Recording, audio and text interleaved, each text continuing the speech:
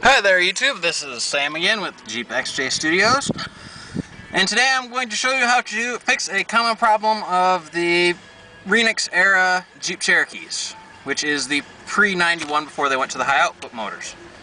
Anywho, I'll get into it. What I have here is typical GM steering column. Yes, I know it's in a Jeep. For whatever reason, Chrysler bought all their Jeep steering columns from GM. I don't know why, who knows. Don't really care. That's not what I'm here to talk about today. But first, what you're going to want to do is this is your horn button. You're just going to grab that, yank it right off. It just pulls right off. Next thing you're going to see in here is a big nut and three little screws. Now how I do it, take these three screws out, which I'll do here now, and I've actually already gotten this apart, so but because I started doing this before I decided to make the video, but you're going to want to take out those three screws, and that's what your horn switch, basically.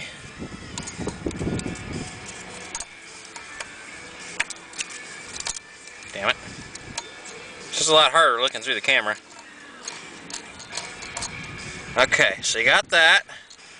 That's going to come off. There's going to be a little spring plate under here. And now, if you have all the tools to do it properly, I believe you use these two bolt holes right here. You loosen this nut, you don't take it all the way off, because the steering wheel can pop off and smack you in the face. So you leave that nut on a few turns. But I don't have a steering wheel puller, so I'll show you just kind of how I did it. I have just a simple, it's just a 2-jaw puller. You take this plastic ring off. I'm not going to take it off here. And then it'll loosen, this ring here will come loose because they're screwed together. And then what you're going to want to do, not sure if you can even see it, is if you're doing it this way, because this is going to be tight. Hang on, focus. Anyway, it's really hard to get this back under here, under the hub of the steering wheel, so you're going to have to hit it after you get this out of the way, because this plastic plate back here is so tight. If you have the proper tool, you don't have to worry about that. And you just tighten it up and it pops right off. So, got the steering wheel out of the way now. Now's the fun part, which I need extra hands for. Give me a sec here. I'm going to pause this and I'll be back in a sec. Alright, I'm back again there, YouTube.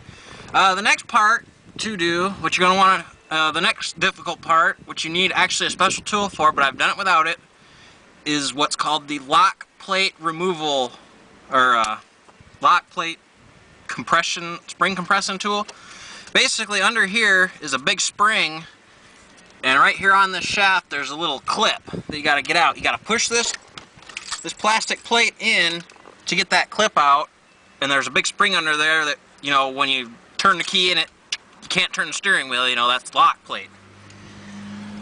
So I'm going to see if I can remember how I did this last time, because I didn't put Loctite on them bolts like you're supposed to, so. Let's see if I can do this, maybe. Oop, that's too big. That'll work. Oops. Damn it. It does help if you have the proper tools. Sometimes, but most of the time you can get away without it.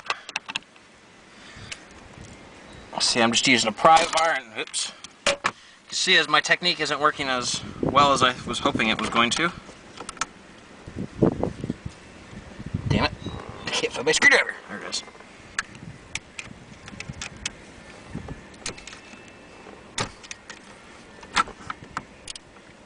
And you just want to try and get that stupid clip out of there.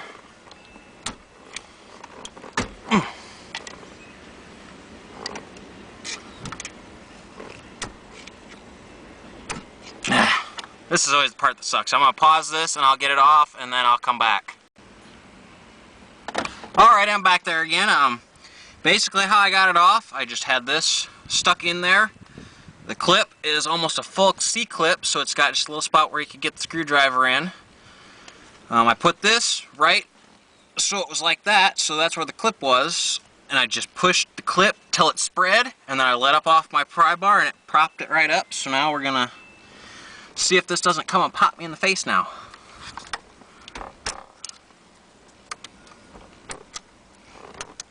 always hate these clips. It does help if you've done it once before. If not, you know, I recommend, you can usually rent the tools from AutoZone or Advance or, you know, whatever the hell your auto store preference is.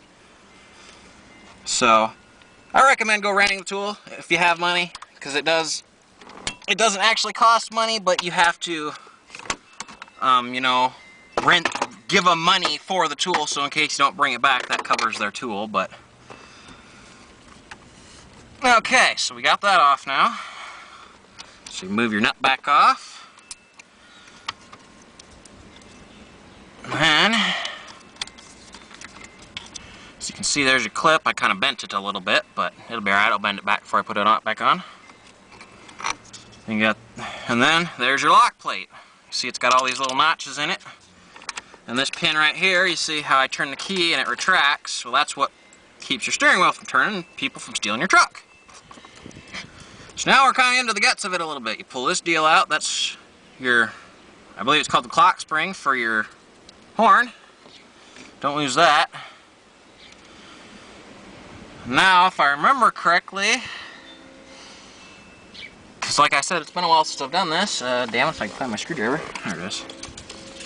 Let's see, I believe you have to pretty much gut the inside of the steering column. So you're going to pull your hazard button off, just a Phillips screw inside. I guess depending on your vehicle, I'm not sure if all GM columns are the same or not. And for your cruise multifunction lever, you just pull it straight out and it'll pop right out. Just be careful if you got the cruise because the wiring are in there, but if it's a truck old like mine, it probably doesn't work anyway. So the next thing you'll want to do, if I remember correctly, is remove all your interior switch crap. I'm sorry I'm not doing this probably like some of you would like me to. I can't. The position I'm sitting in and where my truck's at and whatnot, I can't really do a lot.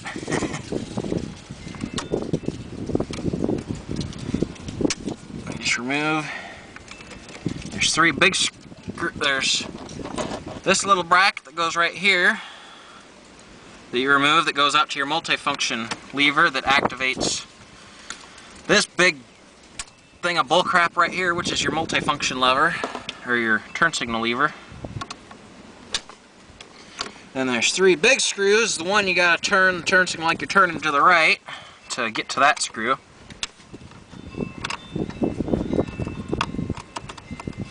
Oh, yeah, another good thing would probably be to remove the spring. That might be helpful. Now the next fun part is jiggering this thing out of here. Put that back up there. There it comes. Maybe.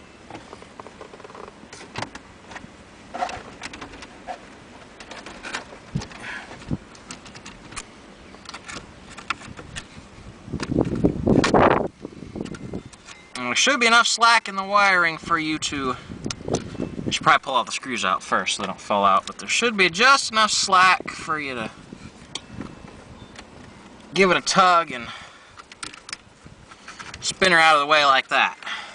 Shouldn't have to go underneath and unhook nothing. Okay, so now you're into the steering column a little bit deeper. Okay, now. Okay. This is the part where it was hard last time because I didn't have any Torx bits with me. But now I've got a nice fancy kit with me.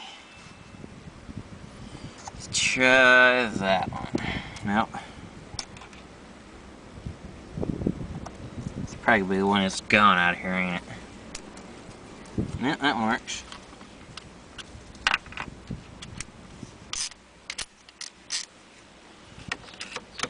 Oh wait, hang on a sec. I was wrong on that. The next thing you're going to take off is your lock cylinder, which I will undo the camera here and give you an inside view. Because I know some of you are probably like, what the fuck, I can't see nothing.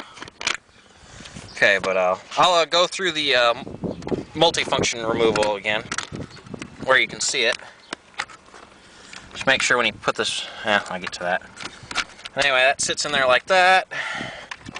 Your multifunction lever goes in there, somewhere like that. And this piece here hooks in there, goes up in there, and bolt screws to there. Goes and hooks to the lever inside there. Now, screws I was talking about, there's kind of the one you gotta. If you leave that lever hooked up at first, you could just flip the turn signal lever. But if you just push that up, and there, now you can see you can. Oops, wrong way. There. Now you can see the bolt hole or screw hole. But then you just kind of finagle it a little bit.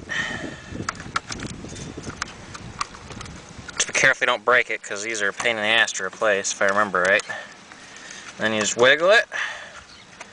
Turn it to your right a little bit. Try not to. Uh-oh. Oh, that was just a screw. Okay. Just kind of. God damn it. There we go. That's out of the way. The next thing you're going to want to remove is your lock cylinder. Which, to remove it, it's that little bolt right there, a little torque screw. I believe it is a T15, if I remember right. It might be a T20.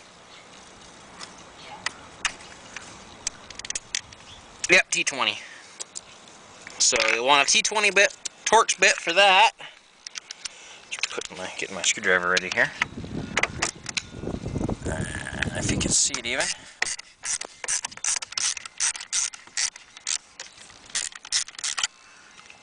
And remove that. That's just a screw with a big pin on it. Don't lose that. If I remember right. Yep, and then your lock cylinder just pops right out. Now you can start it with a screwdriver if you'd like. If you want to be that ghetto, I suppose. Now, I believe it's T27 for these. Or no, I think it's actually T30, damn it. Hang on a second, hang on. Where the hell are they?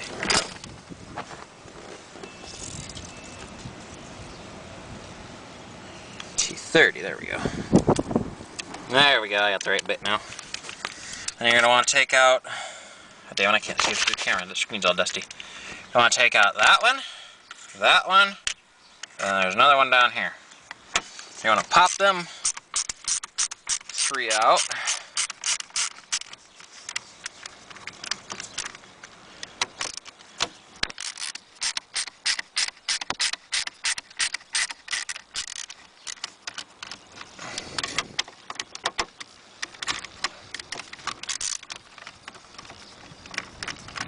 Now I'm going to pause this here for a minute, and I'll be back in a minute.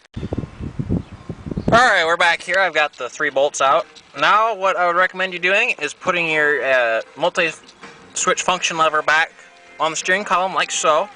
Then you're going to grab this whole assembly, kind of finagle it a little bit, just like you did the multi-function lever. And there are going to be some pieces to fall out over here, so be careful. And then you just kind of finagle it some more, just like you did before. And this is giving me a hell of a time. There we go. Now I got that crap off. I got that stuff, and I feel like you can remove your tilt lever and get that out of the way. There's going to be a couple little pieces that pop out of this. Damn it. I'll get to what that does when I get putting it back together, when I remember how to do that.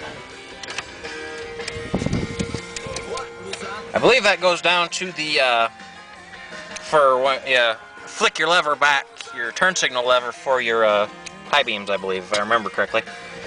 But anyhow, now you got this opened up. And now here's where it gets difficult. Because you need a special... I'm not sure if you can even... Here, I'll try this side. But this is actually a pivot pin, and you need a special pulling tool to pull these out. But usually, not sure if you can see it, that bolt right down there, and then there's another one in this hole that you can see, and you can just barely see the one in there, and the one that's over here is all covered. But those, there's 4. They call them Torx head bolts, because the head of the bolt looks kind of like a Torx bit. That's why I call them Torx bolts. But those are what come loose from and make your steering column wobble. So you can usually get 2 to 3 of them without pulling those pins, and it's usually good enough as long as you remember not to, you know, ream on your steering wheel when you're getting in and out of it. But I'm going to pause this video and I'm going to see if I can try and get those 3 bolts out so I can put some Loctite on them or something this time, because I did it once before and I didn't put Loctite on them because I couldn't get them out. But I'll pause this here again and I'll get back to you guys.